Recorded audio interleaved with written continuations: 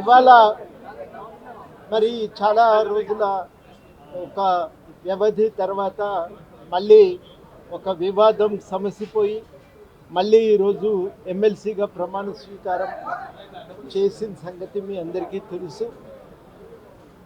ఈ సందర్భంగా ముందుగా ముఖ్యమంత్రి గారికి, గౌరవనీయులైన గవర్నర్ గారికి కృతజ్ఞతలు తెలియజేస్తున్నా.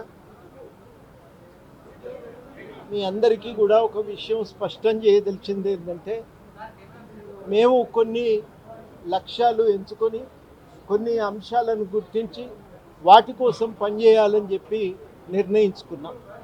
ఎంచుకున్నటువంటి అంశాలలో ఆదివాసుల భూమి సమస్య, రిజర్వేషన్ల పెంపు, నిరుద్యోగ సమస్య, విద్యార్థుల సమస్యలు, ముఖ్యంగా ఫీజు రీయింబర్స్మెంట్ అంశము, కార్మికుల హక్కులు, ఇట్లాంటి అంశాలు కొన్నింటిని, ఉద్యమకారుల సంక్షేమము, ఉద్యమ ఆకాంక్షల సాధన, ఇవి లక్ష్యాల కోసము మేము కమిటీలు వేసుకున్నాం.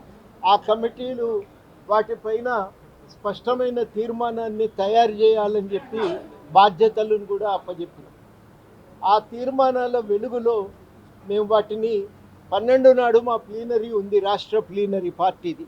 ఆ ప్లీనరీలో ఈ అంశాలపైన లోతుగా మాట్లాడుకున్నాక ఆ సమస్యల పరిష్కారం కోసం మా అవగాహనను, ఆచరణను కూడా నిర్ణయించుకుంటాం. వాటిని విషయాల్లో పనిచేయటానికి ఈ ఎమ్మెల్సీ అనేది ఒక ఉపయోగపడుతుందని మేమందరం కూడా భావిస్తూ ఉన్నాం. మేము ప్రధానంగా భావించేది ఏంటంటే, ఇప్పటి వరకు చేస్తున్నటువంటి పనిని విస్తృతపరచడానికి, మరింత సమర్థవంతంగా నిర్వహించడానికి ఇది ఒక అవకాశం.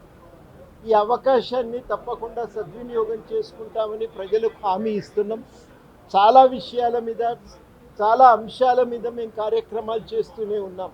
యూనివర్సిటీల పునరుద్ధరణ, విద్యారంగ అభివృద్ధి, ఇట్లాంటి అనేక అంశాల మీద మేము పనిచేస్తూనే ఉన్నాం. బీసీల రిజర్వేషన్ల సాధన, అట్లాంటి అనేక అంశాల మీద పనిచేస్తూనే ఉన్నాం. ఈ పని ఆగలేదు, ఈ పని ఆగలేదు, ఈ పని కొనసాగుతూనే ఉంది. ఈ పనిని మరింత సమర్థవంతంగా చేయటానికి ఇప్పుడు మాకు ఇది ఒక అవకాశం అని చెప్పి మేమందరం కూడా భావిస్తూ ఉన్నాం. ఇది తప్పనిసరిగా సద్వినియోగం చేసుకుంటామని ప్రజలకు మాత్రం ఒక మాట హామీ ఇస్తున్నా. పొద్దున ఒక ఆయన అడిగిండు, మీరు కూడా భిన్నంగా కనబడతారా ప్రజలకు అని. ఒక పెద్ద మనిషి, చాలా పెద్ద మనిషి నాకు ఒక ప్రశ్న సంధించిండు. మీడియా ద్వారా ఆయనకు మాత్రమే కాదు, అట్లాంటి అనుమానాలు ఉన్న అందరికీ కూడా నేను సమాధానం చెప్పదలిచినాం. గతంలో ఏ రకంగా మా ఆచరణ ఉందో, ఏ రకంగా జీవన శైలి ఉందో, భవిష్యత్తులో కూడా అదే రకంగా ఉంటుందని ఈ సందర్భంగా హామీ ఇస్తున్నా. దాంట్లో ఏమాత్రం కూడా తేడా ఉండదని స్పష్టం చేయదలిచిన. ఇది అవసరం కూడా, ఇది అవసరం కూడా. ఎందుకంటే పదవులు అనేవి కేవలము ఆభూషణాలు కావు. పదవి అనేది మనం చేస్తున్నటువంటి సమస్యల పరిష్కారానికి చేస్తున్న కృషికి అది ఒక తోడ్పడగల సాధనమని మాత్రమే నమ్ముతూ ఉన్నాం.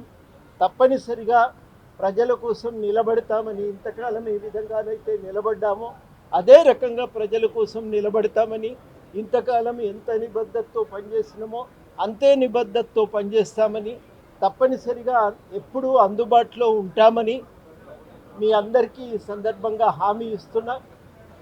మేము ఒక సరళమైన జీవితము రాజకీయాల్లో చాలా అవసరం.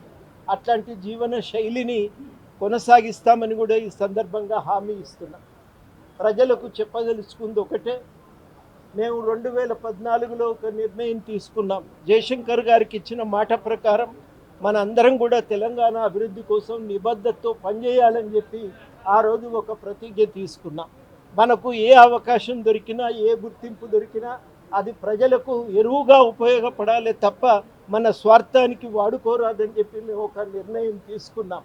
ఇవాళ నేను స్పష్టంగా చెప్పేది ఏంటంటే, 2014 నుంచి ఇప్పటి వరకు ఏ రకంగానైతే మేము నిలబడి పనిచేసినామో, అనేక ఒత్తిళ్ల నడుమ, అనేక దాడుల నడుమ, అనేక కేసులు పెట్టినప్పటికీ కూడా మేము నిలబడి పనిచేసినామో అదే రకంగా, అదే నిబద్ధతతో మేము భవిష్యత్తులో కూడా కొనసాగుతామని జయశంకర్ గారి మీద ఇచ్చినటువంటి ప్రతిజ్ఞ మేరకు ప్రజల పక్షాన నిలబడి ప్రజల కోసం మా జీవితాన్ని కొనసాగిస్తామని చెప్పి ఈ సందర్భంగా హామీ ఇస్తున్నాం.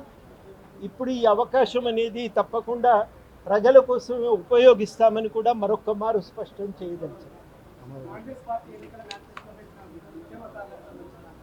ఆ అంశం కూడా చాలా కీలకమైన అంశం. ఉద్యమకారుల సంక్షేమము, ఉద్యమ ఆకాంక్షల సాధన అనేది చాలా కీలకం. మేము చెప్పిన అనేక అంశాలకు అది ఇరుసుగా ఉంటుంది, ప్రాతిపదికగా ఉంటుంది. తప్పనిసరిగా ఈ అంశాల మీద ఏం చేస్తామంటే ఇప్పటికే ప్రభుత్వంతో చాలా సంప్రదింపులు జరిగిన తర్వాత వాళ్ళు ఒక కమిటీ వేయాలి, ఉద్యమకారులను గుర్తించాలి అని నిర్ణయం చేసింది. ఆ కమిటీ ఏర్పడగలిగితే కొంత పురోగతి ఉంటుంది, కొంత పని జరుగుతుంది వేగంగా అని కూడా మేము నమ్ముతా ఉన్నాం.